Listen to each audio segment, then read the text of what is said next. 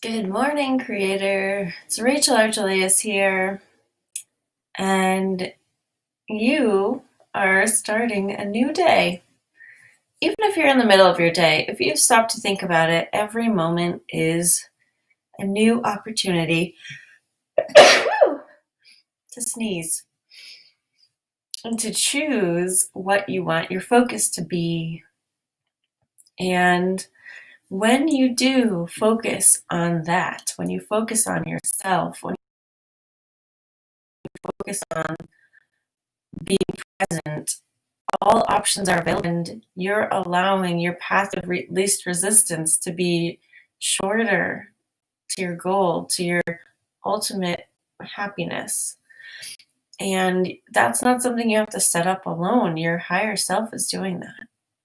So, just being more receptive to your non physical self. And who wouldn't want that? I mean, that's incredible.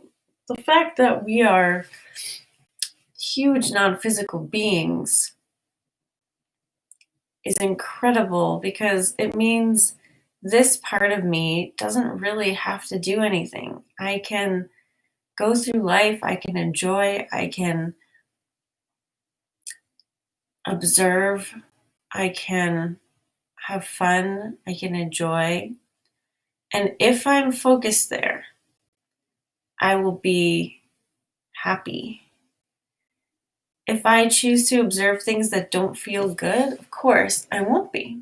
So it's not just that we're here and we are, like a pet of our higher self. We're given full control over what we focus on. And if we decide we only want to focus on what feels good for us,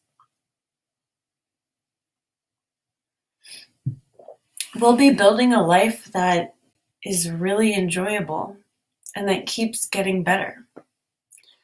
And it sounds so simple, but it's not. It's really not.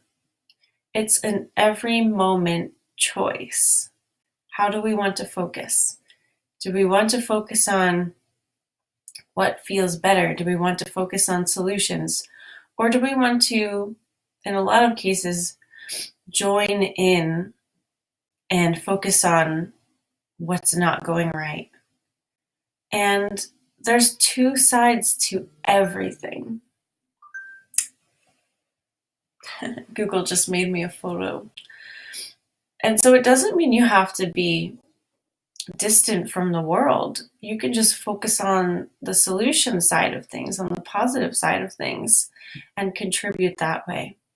So I love how this works because it's personal. It gives you a sense of power because you're the one choosing. And if you choose it enough, you'll start to see your world get easier and simpler and more enjoyable. I mean, just yesterday, I I had this realization that I just really want to do YouTube as the way of, I guess promoting my course, but even that's like a lot. So, I've been in business for really online since 2012, so about 8 years. And I started my marketing on YouTube. I started a YouTube channel as a way to engage with people who would want my services and products. And like that sounds so contrived too. Like I just wanted to make videos. That's really what I do now too. I just want to make videos. It just happens to also let people get to know me and then they want to work with me. So, and then, over the past 2 years or 3 years or 4 years, I don't know, I've continued to make videos, but not really with the same gusto. Experimenting a lot. And I've been spending a lot of time like thinking of ways to grow my business and not really finding that it's better than what I already had. And yesterday, I was like, I just want to do YouTube. Like, there's all these people who are just focusing on, growing their YouTube channels and making like $80,000 a month. And that's the kind of ease I'm looking for. And it's something I've already been aligned to, the focusing on YouTube. I just somewhere along the way thought that it had to be harder, I'm sure. I'm sure I got that thought in my head where I focused in a direction that told me you've got to do a launch, you've got to do a workshop, you've got to do a challenge, you've got to do corporate, like all these things are being shouted at us. And it's great. Those options are perfect for some people. It's not that they don't work, it's just that I want this. And I'm finally in a place where I can see that and allow that. It's not that I left, it's that I wasn't looking there. I wasn't allowing that. And that's the case with everything we want. It's here, it's already created. We just have to look at it and allow it.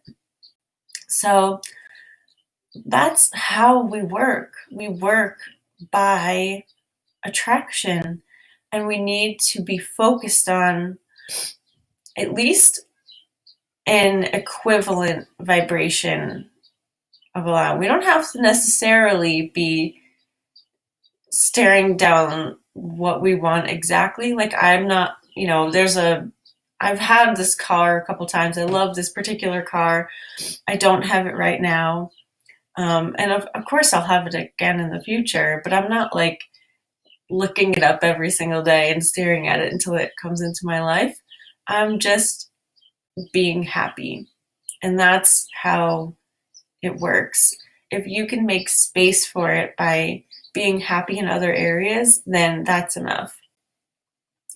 So I would love to know, what is it that you are allowing these days? What are you letting into your life by focus or enjoyment, or maybe even like distraction?